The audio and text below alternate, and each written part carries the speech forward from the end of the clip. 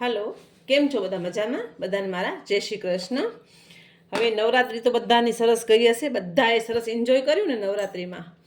હવે આવી દિવાળી, તો દિવાળીની સાફ સફાઈ બધાના ઘરમાં થઈ ગઈ હશે. તો હવે આવી નાસ્તાની વારી. તો ખરીદી પણ કરવાની છે અને નાસ્તા પણ બનાવવાના છે ઘરે, કેમ કે ઘરના નાસ્તા ચોખ્ખા અને સરસ હોય છે. તો આજે આપણે ફુદીનાવાળી સેવ લઈ આવ્યા છીએ, કે એકદમ ક્રિસ્પી અને ફુદીનાના ટેસ્ટવાળી સેવ આપણે બનાવશું. એકદમ ઇઝી અને જલ્દી બની જશે, કારણ કે માર્કેટમાં અત્યારે ઘણી બધી વેરાયટીઓ મળતી હોય છે. તો આપણે ઘરે જ બનાવશું. તો એના માટે મેં ફુદીનો લીધું છે, એને સરસ મજાનો ધોઈ લીધું છે. અને ફુદીના સેવ છે તો ફુદીનાનું પ્રમાણ થોડુંક વધારે લેશું આપણે. અને ઘરના નાસ્તા સરસ પણ બને છે અને સસ્તા પણ પડે છે. સાથે આપણે થોડુંક આદું લેશું અને 2 થી 3 લીલા મરચાં છે, એકદમ તીખા આવે ને એ મરચાં છે. વધારાની કોઈ આપણે સામગ્રી કે કોઈ મસાલાની જરૂર નથી.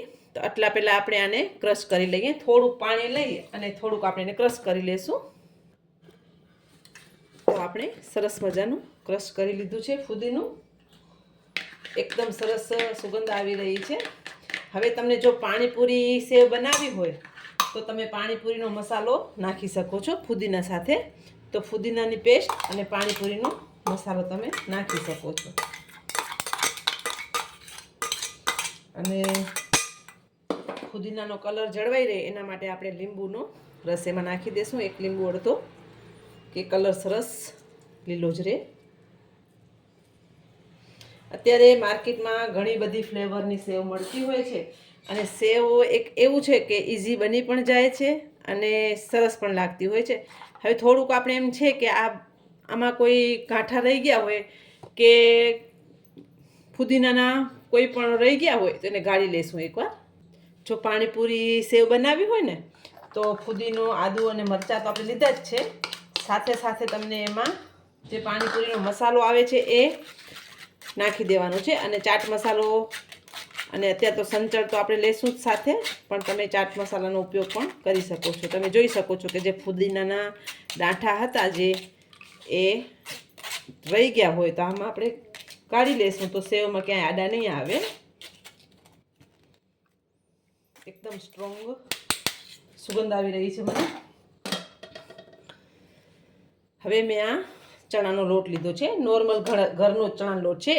ને સેવને ક્રિસ્પી કરવા માટે આપણે 1 ચમચી એમાં ચોખાનો લોટ નાખીશું. ત્યારે સંચળ પાવડર લીધું છે થોડુંક ચટપટું કરવા માટે, અને ટેસ્ટ પ્રમાણે મીઠું. સંચળ છે એટલે મીઠું થોડુંક સાચવીને લઈશું. અને સેવમાં તેલનું મોણ ક્યારે પણ નથી પડતું, એ ખાસ ધ્યાન રાખજો. પછી જ્યારે લોટ બંધાઈ જાય ને પછી જરાક 1 ચમચી તેલ નાખીને તમે એને કેળવી શકો છો, કે જે મસળી શકો છો. બાકી તેલ નથી પડતું એમાં. જો આપણે ફુદીનાની પેસ્ટ નાખી દીધી છે. હવે જરૂર પ્રમાણે આપણે થોડુંક પાણી લઈશું, બહુ પાણીની જરૂર નહીં પડે. અને સાઈડમાં મેં તેલ ગરમ કરવા પણ મૂકી દીધું છે. તમે જોઈ શકો છો આપણો લોટ સરસ એક સરખો બંધાઈ ગયું છે. અને બહુ ઢીલું નથી કરવાનું, આવું જ રાખવાનું છે. તમે જોઈ શકો છો. અને કલર પણ નેચરલ કલર જ છે, મેં કોઈ કલર નાખ્યું નથી. અને મને કલર નાખવા બહુ ગમતા નથી, એટલે હું નેચરલ જ બનાવતી હોઉં છું.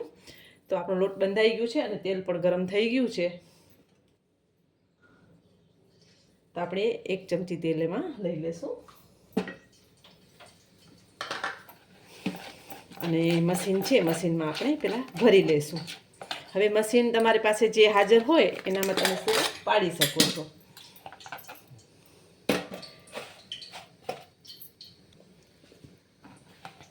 અને એવું નથી કે તમે દિવાળીના જ આ નાસ્તા બનાવી શકો. તમને જ્યારે ઈચ્છા થાય, જ્યારે બનાવવા હોય તો તમે ઘરમાં તરત ફટાફટ બનાવી શકો છો. અને આપણી આગળ ઘણી બધી નાસ્તાની વેરાયટી છે, સ્વીટની વેરાયટી ઘણી બધી છે. જે કાજુની રેસીપી ઘણી બધી, કાજુ કતરી છે, કાજુ પિસ્તા રોલ છે, કાજુ પાન છે, કાજુ સેન્ડવિચ, ઘણી બધી વેરાયટી કાજુની છે. મેસૂક છે, મિલ્ક કેક છે, દૂધીનો હલવો, બદામ હલવો, બધું છે.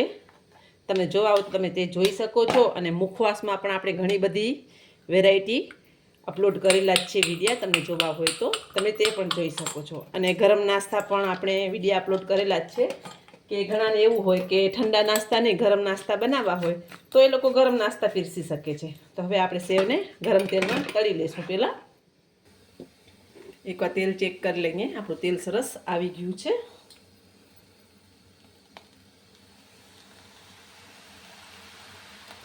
તેલ ગરમ થવું ખૂબ જરૂરી છે. તેલ ગરમ હશે ને તો જ આપણી સેવ સરસ પડશે. તો આપણે થોડીક જાડી સેવ બનાવી છે. તમને ઝીણી બનાવી હોય તો ઝીણી પણ બનાવી શકો છો. હવે એક ઉપર મસાલો છાંટવા માટે આપણે પછી બનાવી લઈએ. થોડીક સેવને સરખી તળાઈ જાય એટલે ક્રિસ્પી થઈ જશે પોતે જ. તો આપણી સેવ એકદમ સરસ તમે જોઈ શકો છો તળાઈ ગઈ છે. આપણે એને એક ડીશમાં લઈ લઈએ. એવી જ રીતે આપણે બીજી તળી લઈશું.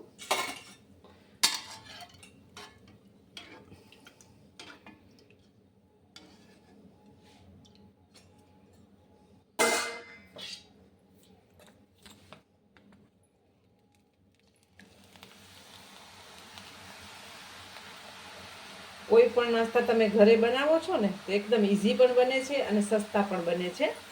અને ઘરનું ચોખ્ખું આપણું સામાન હોય એટલે વસ્તુ પણ સારી પણ બને છે. જ્યાં સુધી આ તેલના બબલ્સ આવશે ને ત્યાં સુધી આપણે એકવાર પલટાવી દઈશું અને બબલ્સ બંધ થઈ જાય તો સમજી લેવાનું કે આપણી સેવ તળાઈ ગઈ છે. હવે આપણે આ સેવ બનાવીને એમાં થોડુંક આપણે ઉપર મસાલો ચાટ મસાલો અને સંચળ બંને મિક્સ કરી અને થોડુંક ઉપર ચટપટું બનાવવા માટે લગાવીએ છીએ. અને આને તમને ક્રશ કરીને પીરસવી હોય તો તમે એમ કરી શકો છો અને આવી રીતે રાખવી હોય તો આવી રીતે પણ કરી શકો છો. અને કલર તમે જોઈ શકો છો એકદમ નેચરલ છે. તો આપણે સર્વ કરી લઈશું.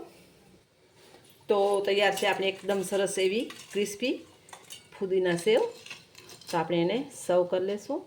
તમને જો આવી રીતે ક્રશ કરવી હોય તો તમે આવી રીતે પણ કરી શકો છો. પણ અત્યારે આપણે આવી જ રીતે રાખશું.